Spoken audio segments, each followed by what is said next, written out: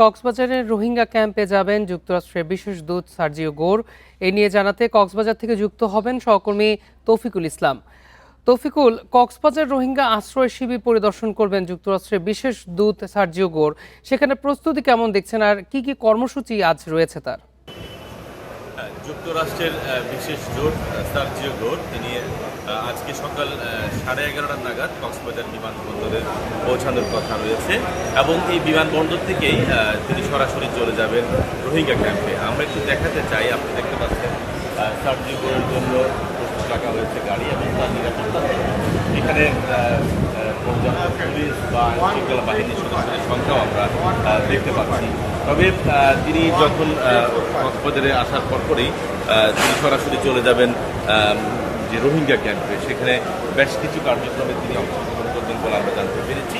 তবে আসলে শরণার্থী ত্রাণ ও প্রত্যাবাসন কমিশন থেকে তার যে সফরসূচি নিয়ে আসলে আনুষ্ঠানিকভাবে কোনো তথ্য তারা দিতে পারছে না। তবে আমরা যতটুকু ধারণা করছি, ক্যাম্পে গিয়ে তিনি সেখানে রোহিঙ্গাদের সাথে কথা বলবেন এবং সেখানে রোহিঙ্গা শিশুদের যে লার্নিং সেন্টার রয়েছে সেই লার্নিং সেন্টার তিনি ঘুরে দেখবেন।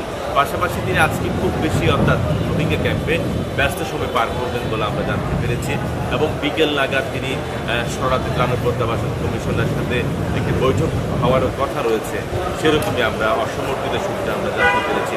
তবে এখনো পর্যন্ত তিনি এসে পৌঁছায়নি, কক্সবাজারে আসবেন এবং যে এখানে তার যে প্রস্তুতি সেটিও আমরা দেখতে পাচ্ছি।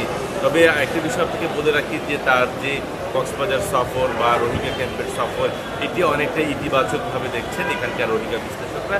তারা বলছেন অনেক দিন পর আসলে রোহিঙ্গা প্রত্যাবাসন নিয়ে বেশ জোরে সোরে কোনো আলোচনা এখনো পর্যন্ত হচ্ছে না। হয়তোবা তার এই সফরের মধ্য দিয়ে হয়তোবা বাংলাদেশ এবং মিয়ানমারের যেই মধ্যস্থতার যে বিষয়টি আছে সেটি অনেকটা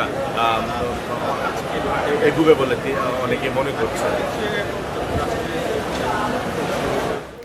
যুক্তরাষ্ট্রের বিশেষ দূতের সফর নিয়ে কক্সবাজার থেকে জানাচ্ছিলেন আমাদের সহকর্মী।